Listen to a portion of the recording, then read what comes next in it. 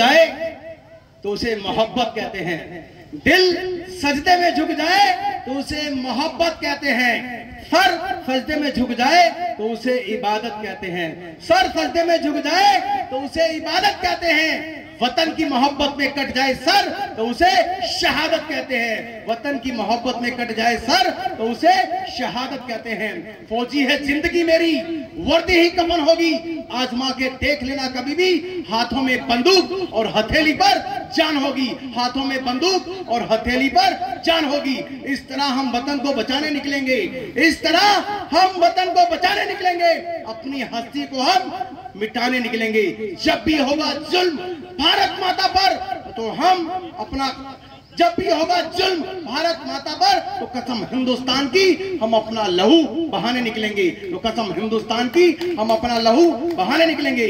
मेरा परम सौभाग्य है आज इस पावन पवित्र देवभूमि रणखंडी में मुझे आने का सौभाग्य मिला।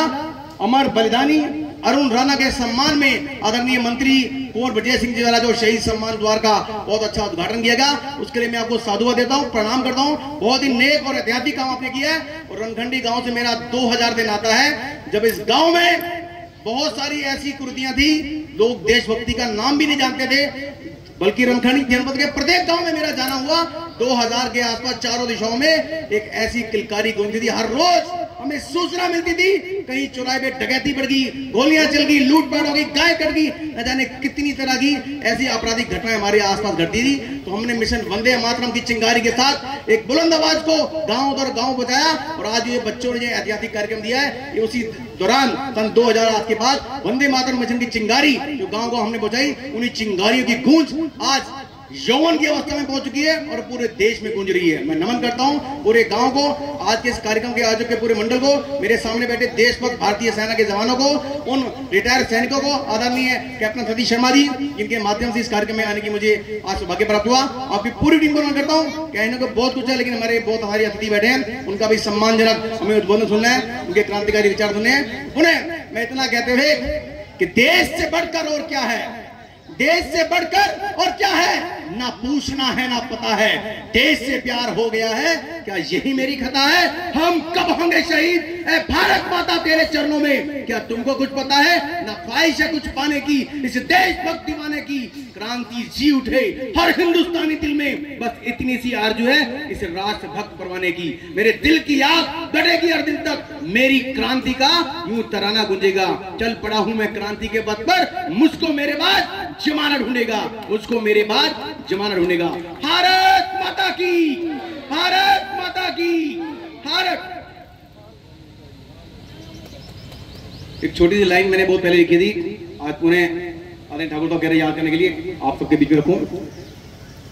जब वो दौर था कारगिल युद्ध के समय, हमारे देश के जवान रोज कहीं ना कहीं से शहीद होने के लिए आ रहे थे और जब सद्दाम हुसैन को फांसी दी गई तभी रात को 3 बजे उठ के एक छोटी सी कविता लिखी थी कि अगर भारत को शांति चाहिए कश्मीर की वैली में तो दिल्ली उत्तर देना सीखे इजराइल की शैली में। अगर भारत को शांति चाहिए कश्मीर की वैली में तो दिल्ली उत्तर देना सीखे इजराइल की शैली में। आखिर कब तक हम इंतजार करेंगे दुश्मन हम पर अटैक करे, दुश्मन हम पर फायर करे, दुश्मन हम पर बम विस्फोट करे, उसके बाद हम पलट के जवाब देंगे। ये नीति अब पुरानी हो चुकी है। जब मोहन प्रधानमंत्री था तो हम मजबूर थे, आज मजबूत प्रधानमंत्री है तो हम मजबूर नहीं मजबूत हैं। दुश्मन के घर के उसके अंदर हम सर्जिकल स्ट्राइक करना जानते हैं तो हमें इंतजार नहीं करना चाहिए। जैसे गली का कुत्ता जब हमारे पीछे भागता है और जब तक हम भागते रहते हैं वो हमें काटने के लिए दौड़ता रहता है, लेकिन जब हम नीचे पत्थर उठा के उसकी तरफ बैक फायर करते हैं तो वो दौड़ के भाग जाता है। तो ये संदेश है,